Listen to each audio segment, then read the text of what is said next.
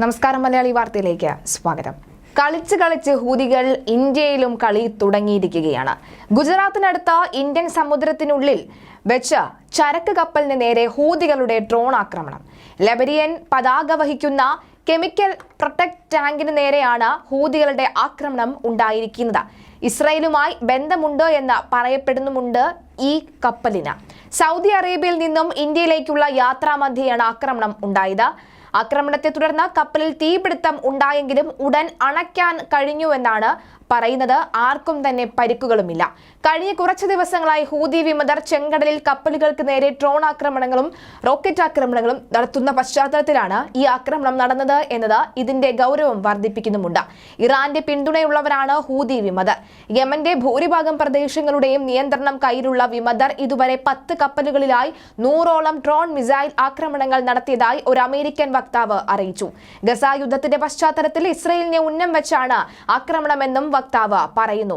ആക്രമണം വർദ്ധിച്ചതോടെ പല പ്രധാന ഷിപ്പിംഗ് കമ്പനികളും ചെങ്കടൽ വഴിയുള്ള ചരക്ക് നീക്കം നിർത്തിവെച്ചിരിക്കുകയാണ്. എന്നാൽ ഇന്നലെ ഇന്ത്യൻ സമുദ്ര അതിർത്തിയിൽ നടന്ന ആക്രമണത്തിന് പുറകിൽ ആര് എന്ന് ഇനിയും സംശയരഹിതമായി തെളിഞ്ഞിട്ടുമില്ല. വേരവൽ നഗരത്തിൽ നിന്നും 200 നോട്ടിക്കൽ മൈൽ തെക്ക് പടിഞ്ഞാറായാണ് സംഭവം നടന്നത് എന്ന് ബ്രിട്ടീഷ് സൈന്യത്തിന്റെ UK മാരിടൈം ഗ്രേഡ്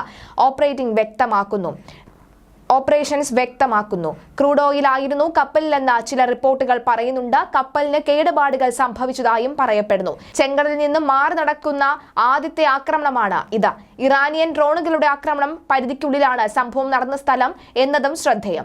ഇന്ത്യൻ നേവിയുടെ ഒരു കപ്പലും വിമാനവും സഹായത്തിനായി സ്ഥലത്ത് എത്തുകയും ചെയ്തു. വാണിജ്യ കപ്പലുകൾക്കെതിരെ ചെങ്കടലിൽ നടക്കുന്ന ആക്രമണത്തിന് ഇറാന്റെ ഇടപെടലുകൾ ഉണ്ട് എന്ന് നേരത്തെ അമേരിക്ക ആരോപിച്ചിരുന്നു. ഹൂതികൾക്ക് ദീർഘകാലമായി സഹായങ്ങൾ നൽകിക്കൊണ്ടിരിക്കുന്ന രാജ്യമാണ് ഇറാൻ. ഇത് ഈ മേഖലയിൽ രാഷ്ട്രീയ അസ്ഥിരതയ്ക്ക് കാരണമാകുന്നുമുണ്ട്. അതേസമയം അമേരിക്കയും സഖ്യകക്ഷിക്കും ഗസയിൽ ആക്രമണം തുടങ്ങിയാൽ ചെങ്കടൽ ഒഴികെയുള്ള സമുദ്രപാതകൾ അടച്ചിടുമെന്ന ഇറാൻ ഭീഷണി മുഴക്കിയിട്ടുമുണ്ട്. എന്തായാലും ഇന്ത്യ ഇതുവരെയും ഈ ഒരു കാര്യത്തിൽ പ്രതികരിച്ചിട്ടില്ല. അതേസമയം ഇന്ത്യയുടെ നാവികസേന കൃത്യസമയത്ത് തന്നെ എല്ലാ ഇടപെടലും നടത്തിയിരുന്നു എന്നത് ഏറെ ശ്രദ്ധേയമാണ്. അതുകൊണ്ട് തന്നെ മറ്റ് നാശനഷ്ടങ്ങളോ ജീവൻ ഹാനിയോ ഒന്നും തന്നെ സംഭവിച്ചിട്ടില്ല എന്നാണ് ഏറ്റവും ഒടുവിൽ പുറത്തുവരുന്ന വിവരം.